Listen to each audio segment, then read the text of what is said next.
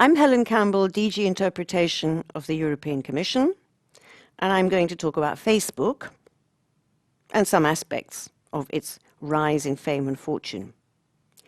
Well, it isn't Facebook so much that has risen in fame and fortune as the CEO, the young gentleman who founded it all 6 years ago, Mark Zuckerberg.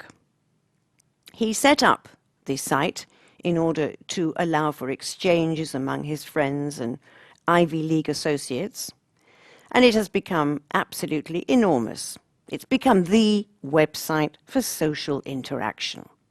People don't talk anymore, they write to each other on Facebook. They send their updates on profiles, what they're going to do on holiday, they exchange photographs, and even to things like marital arguments and gossip sessions, Facebook is the way in which they communicate. And apparently that form of communication is now what everybody wants. Perhaps not everybody. It is mainly the category of below 30 years in age. 75% of the subscribers to Facebook are younger than 30. And as I said, this is an enormously popular website, so much so that they now number 500,000 subscribers. It does mark a huge cultural shift, there's no doubt. It's a different way to relate to your friends, and indeed a wider circle of friends. It also means that people are much more open, perhaps less reserved. I read recently about a couple who were exchanging very lengthy comments and turning into a big argument, whereupon other friends had to intervene between these two to put the argument to an end, finally bring it to a happy close.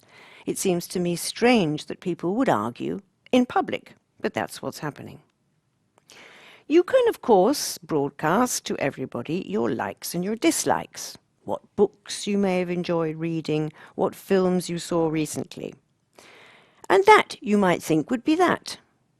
But it isn't just your closed circle of friends that will be reading about your likes and dislikes, because that's not the way Facebook works.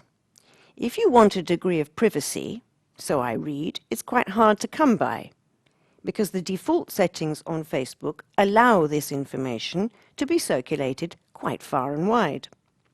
And so you might say that you liked a particular book, and then, lo and behold, the next day you will find Amazon.com sending you lists of other books by the same author. In other words, you don't have any privacy. The information has already gone much further than your group of friends. This is what I personally find very worrying indeed. I don't know if things will change. I know that Mark Zuckerberg had to apologize because of this privacy issue, but apparently very few people are bothered by it. So perhaps that is just the way of the future. People won't speak anymore. They'll just talk through Facebook. Thank you.